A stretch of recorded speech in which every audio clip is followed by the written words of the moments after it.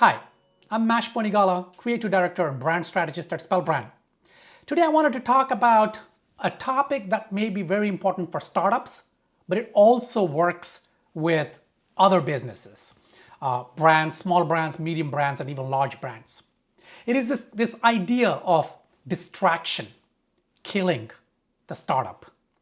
Over the years, I've worked with a ton of startups. First, as a brand builder with my agency, and then as a brand builder, a strategist, and of course, an investor, an angel investor through my incubator. And one of the things that I've noticed, and you might be saying, well, you know what? It's not such a secret. Duh, it is, it's an obvious thing. Well, you'd be surprised at how many people, startup founders, do not find this obvious. And that is distractions that then ultimately kill the startup. Now, when I say kill the startup, I don't necessarily mean that it's the end of the startup, which it could be, but it's also about the opportunity cost, right? So what happens is that a startup cannot reach its potential. It leaves money on the table. It leaves opportunity on the table. It lets the competitors sort of take whatever lead or differentiation that it has had. And so what is this distraction? Now, there are many kinds of distractions that a business can go through, but one of the most fundamental is the concept of the product or the service itself. When a startup is coming up with a product or a service, a SaaS, or anything that is offering to the public, then there is this temptation to A, create the perfect product or service, and B, market the perfect product or service. Now, what then ends up happening is that a lot of startup founders spend an inordinate amount of time and money trying to get that perfect product or service.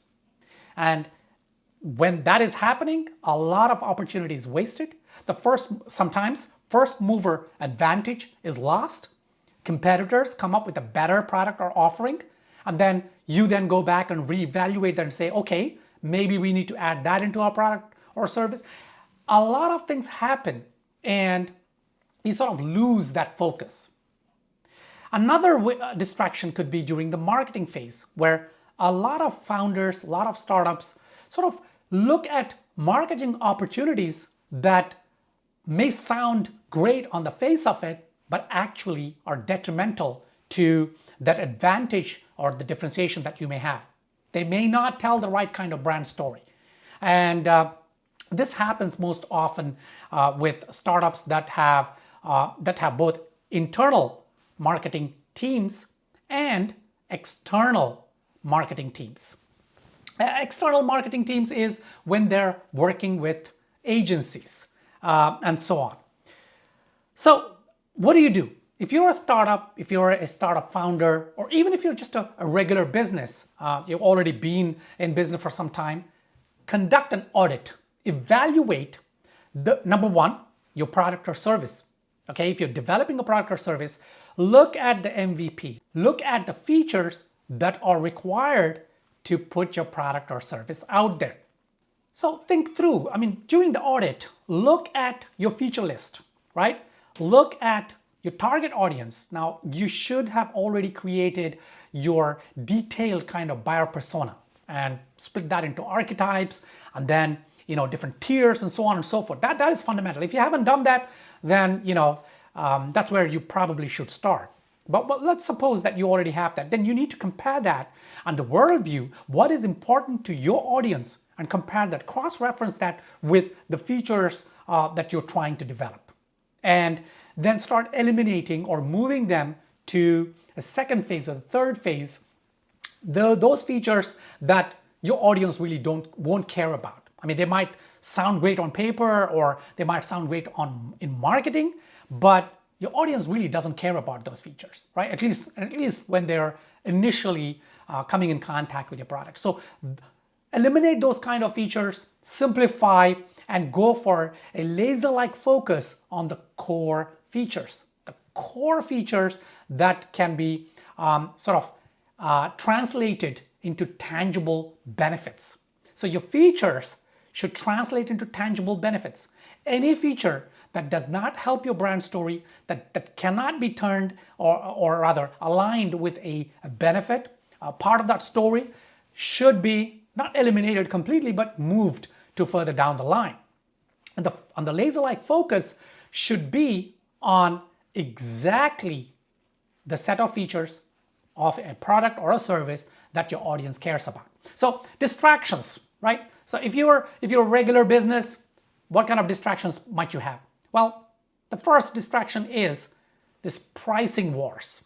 If your product is a commodity, or if you're not put the effort into turning your brand, your product or service into a non-commodity, even if it's got the technical commodity status, if you haven't done anything to build up your brand, to move away from the commodity kind of landscape, then you will have a lot of distractions in terms of pricing. So you'll be looking at what your competitors are doing. That becomes a distraction. Rather than trying to improve the product or service, you're looking at, okay, should we reduce our prices, or should we offer this and that? You know, that is a distraction. Messaging can be a distraction. If you haven't built your brand story, if you don't have a firm grasp of your brand essence, if you don't know your audience psychographics, right, the kind of archetypes they are, and you don't have corresponding brand archetypes, and then the messaging, and no messaging framework. If you don't have a lot of these things, then you will have distractions in terms of marketing. You'll be looking at your competitors or maybe even non-competitors and saying, okay, somebody's doing something cool, and that's bringing them a lot of audience, it's bringing them a lot of impact online. Let's do the same. No, that would be a waste of time, waste of money. The things that successful brands do, right, you should not copy them, because they are already successful and they are doing things that will work at that level, at that successful level. If you're not successful or not as successful as those brands, then whatever they're doing won't work for you. So don't be distracted by that. Go back to your fundamentals. Go back to the core strategy, the position, the messaging, and figure out marketing that works for that strategy, for that audience, specific.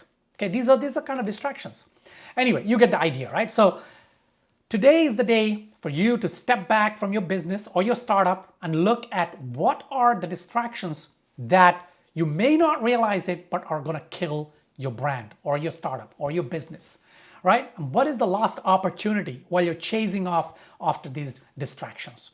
If you have any questions about this topic, if you have a brand which is you know, it's a startup or it's already in business, and you know, you're trying to get to the next level, and you feel that you may have some distractions, drop me a line, ask me, hit me up on Twitter, on LinkedIn, or leave a comment below, and you know, I'll try and answer. Now, if you haven't subscribed to this channel, then please do so now. Hit the bell icon so that when the next video comes out, you are notified. And also, you can follow this series where I'm trying to talk about startups, about things that affect brand building, and so on and so forth. All right, till the next video, take care.